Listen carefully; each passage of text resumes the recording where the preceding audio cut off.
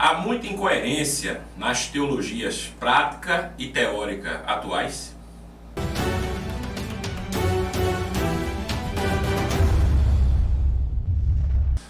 Recentemente eu estive vendo alguns vídeos que me enviaram de alguns pastores, pregadores e teólogos da atualidade. E eu me surpreendi com algumas incoerências que eu vi nesses vídeos.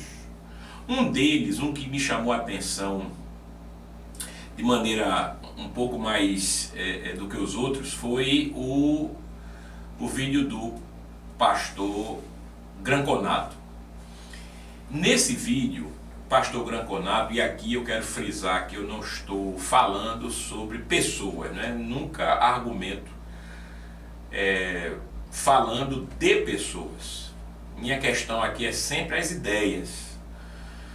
E como ele participa de um nicho, né, de um meio que critica ideias também, eu não vejo por que algumas ideias que ele professa, uma vez que ele divulga muitos vídeos, muitos textos publicamente, não vejo por que a gente não possa observar, fazer alguma observação pontual, eventual, sobre aquilo que se diga, né?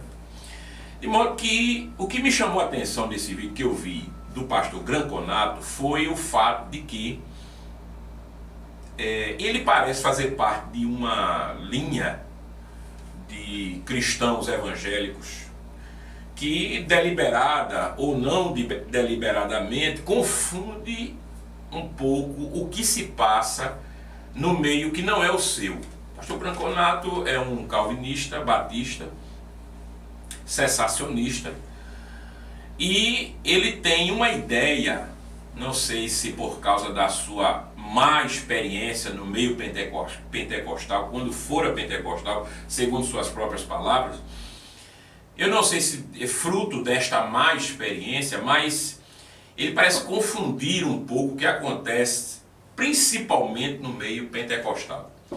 Que esse pessoal do qual ele faz parte confunde o pentecostalismo, isso não é novidade, mas a novidade é a maneira como se transmite essa confusão.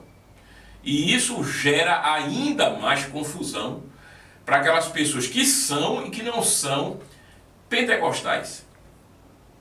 Por exemplo, se alguma igreja diz que há poder nas palavras do indivíduo, não se pode dizer que isso é algo que acontece comumente dentro da igreja pentecostal, porque não é verdade.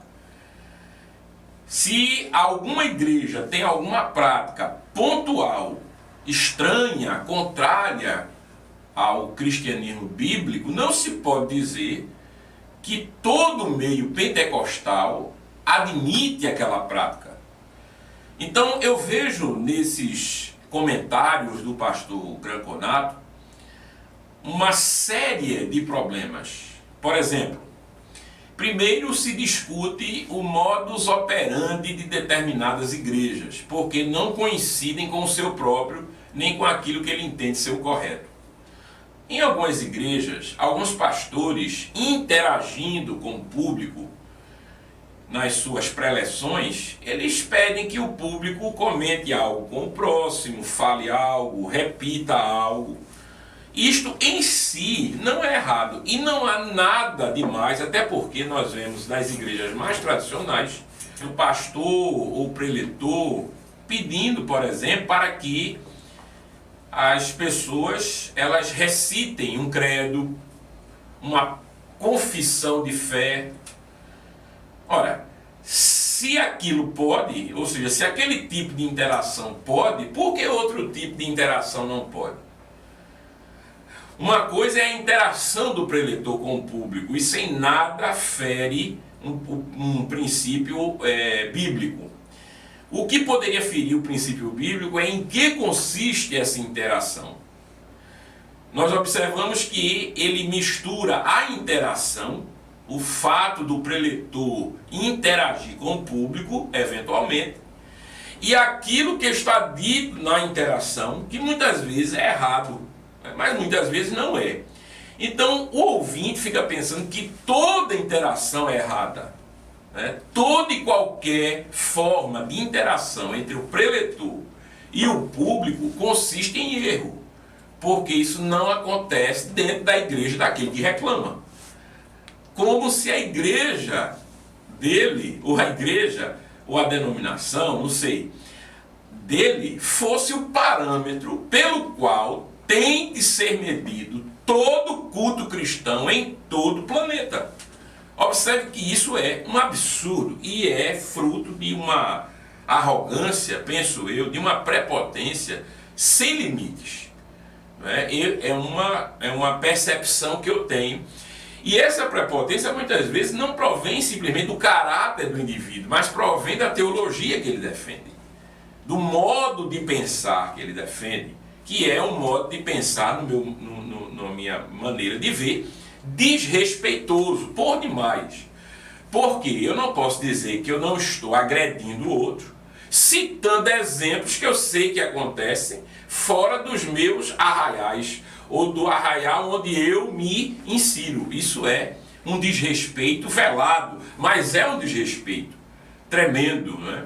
Eu acho que é uma oportunidade perdida dessas pessoas que têm alguma visibilidade, eles não têm muita, mas alguma visibilidade, de se centrarem em temas que são necessários e não desnecessários. E eu estou falando esse vídeo porque eu creio que é necessário se explicar o que está acontecendo. Igreja nenhuma é parâmetro universal de forma de culto, está errado.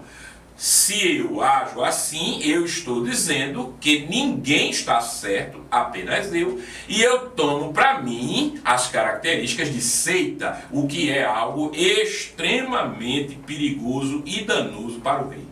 O segundo ponto é o fato de que nesse mesmo vídeo o pastor Granconato fala sobre a oração e a necessidade da oração, aquilo com o que eu concordo plenamente. Eu creio que o crente deve orar mesmo, pedindo para que Deus haja, falando ele que Deus é aquele que age e que não há poder em ninguém senão Deus. Ok, mas isso me espanta vindo de quem vem, porque segundo o próprio pastor Granconato, a oração existe apenas para mudar aquele que ora, porque Deus já tem todas as coisas determinadas e nada mudará o propósito, nada mudará a pessoa de Deus, nada fará com que Deus haja, porque Deus já tem tudo pré-determinado ou pré-ordenado desde toda a eternidade. E isso é um contrassenso. Se a pessoa fala e a pessoa ensina e a pessoa explica que Deus ele pode agir mediante uma oração, é porque a pessoa, ela orando, ela terá uma interação com Deus de tal modo que Deus, ele mudará algum aspecto a partir da oração do indivíduo, que é algo que a Bíblia explica clara e perentoriamente. Você negar isso é negar a realidade bíblica. E eu não estou discordando que Deus, ele haja de acordo com a nossa oração. Pelo contrário, eu estou confirmando. O que eu acho estranho é o fato de uma pessoa que defende que oração não tem nenhum significado maior, senão apenas mudar aquele que ora, porque Deus já tem tudo predeterminado, esta pessoa orar para que Deus mude, ou seja, para que Deus, que está na sua glória inacessível, venha em favor, em socorro daquele que ora, por causa da oração que o indivíduo fez. Veja o contrassenso. Deus, ou ele já tem tudo determinado e vai agir independentemente da oração, ou Deus vai ouvir a oração, o clamor do seu povo, daqueles que professam o seu nome. Então uma pessoa feita o Granconato, ele precisa se decidir em que ele acredita. Ele acredita que Deus já tem tudo determinado, que a oração nada faz a não ser mudar o indivíduo, ou ele acredita que a oração realmente faz com que Deus haja em favor do indivíduo, algo que não aconteceria se não houvesse oração. Observe que essas minhas questões, elas se referem àquilo que é professado. Porque nós estamos vendo uma época, meu querido, minha querida, em que falsos pensamentos, ou pelo menos pensamentos errados, pensamentos contrários àquilo que a Bíblia diz, ou quaisquer pensamentos que sejam vindos de dentro ou de fora da igreja, que assumam para si uma roupagem de filosofia zen, né? Ou de academicismo bíblico-teológico unívoco, ou de palavra que é o paradigma a partir da qual a Bíblia precisa ser interpretada. Todas essas pretensões, elas precisam ser postas em xeque e elas precisam ser desmascaradas, porque não dão aquilo que prometem. Normalmente cometem erros grosseiros, aproveitam-se do desleixo, me permita dizer isso, e da ignorância do povo para posarem de suprassumos da verdade. Valem-se do fato de que a maioria dos crentes, dos cristãos evangélicos, católicos, dos cristãos desse país, não gostam de teologia, não se atentam às implicações dos encadeamentos teológicos, e aí então prevalecem, às vezes até, com fins comerciais, tá certo? Através da venda de livros, de palestras, etc.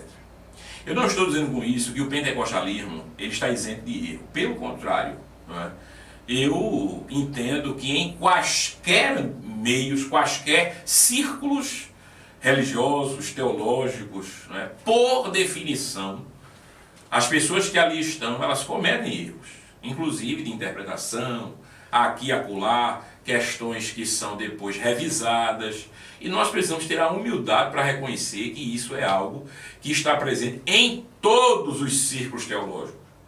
Não pode estar presente em um e o outro não ter nenhum tipo de erro, ao ponto de ouvir-me dizer que este ou aquele movimento é o evangelho, como disse Charles Spurgeon sobre o calvinismo, que o calvinismo é o evangelho. Isso é um erro grosseiro, Isso é um desrespeito àqueles que pensam diferentes e não são menos cristãos por causa disso.